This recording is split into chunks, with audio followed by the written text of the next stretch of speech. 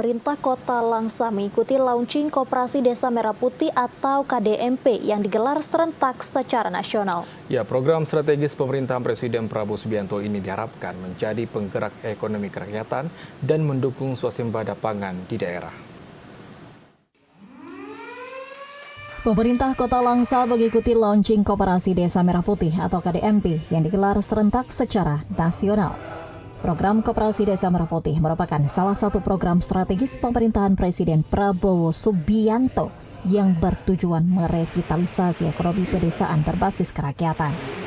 Program ini juga diintegrasikan dengan visi swasembada pangan, di mana koperasi di tingkat desa akan menjadi pilar utama dalam mendorong produksi, distribusi, dan hilirisasi produk pertanian serta pangan lokal.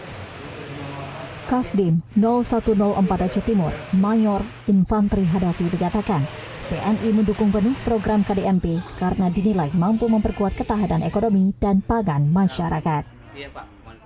Dukungan Kodim menurut kami Pak sangat luar biasa, termasuk juga dukungan dari pemerintah daerah, karena tanpa ada dukungan dari pemerintah daerah, mungkin koperasi hari ini tidak berdiri Pak.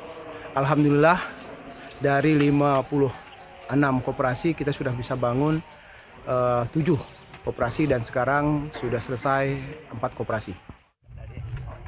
Staf ahli Wali Kota Langsa, Bidang Kemasyarakatan dan Sumber Daya Manusia, Sarial, menyebutkan pemerintah Kota Langsa siap mengembangkan KDMP agar memberikan dampak nyata bagi peningkatan kesejahteraan masyarakat.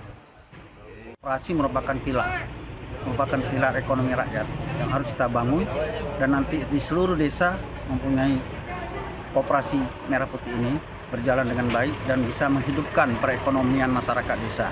Dari desa akan berkembang ekonomi menuju ke kota. Ini harapan kita untuk adanya koperasi di seluruh pelosok desa.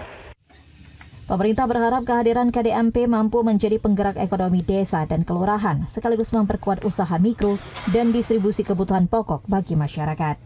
Dari Kota Langsa, Mulyadi, TVRI Aceh melaporkan.